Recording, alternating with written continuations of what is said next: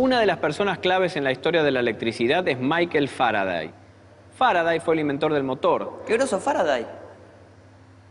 Además de ser el descubridor de la inducción electromagnética, que permitió el desarrollo de la máquina eléctrica más sencilla y más utilizada por nosotros, el transformador. Gráfico, por favor. Si la corriente que circula por una bobina es constante, su campo magnético también lo es.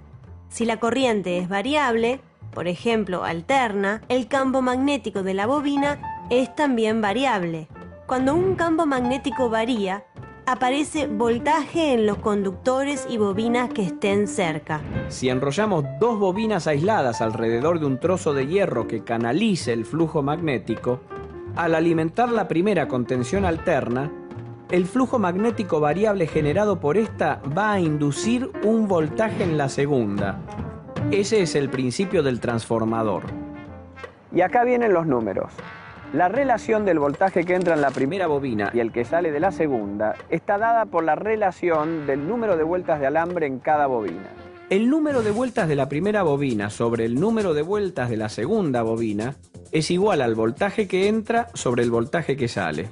O sea que si la bobina primaria tiene 2000 vueltas y la secundaria 1000 vueltas, ¿el voltaje de salida va a ser la mitad que el de entrada? Exacto. Sería el caso de un transformador que se alimenta con 220 volts y entrega 110 volts. Y con la corriente se da la relación inversa. Si el voltaje se transforma a la mitad, la corriente se transforma al doble. O sea que si la bobina primaria recibe 1 ampere, la secundaria entrega 2 amperes. Exacto. ¿Y te acuerdas de la potencia?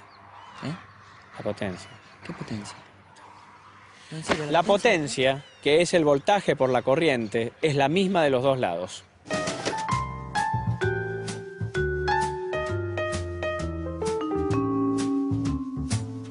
Pero en la práctica no es exactamente así. Siempre algo de potencia se pierde por dispersión de flujo magnético por generación de calor.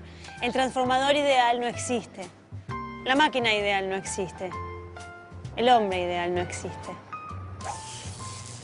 Pero a veces tenemos magnetismo. ¿Tú me dio cara de bobina a mí?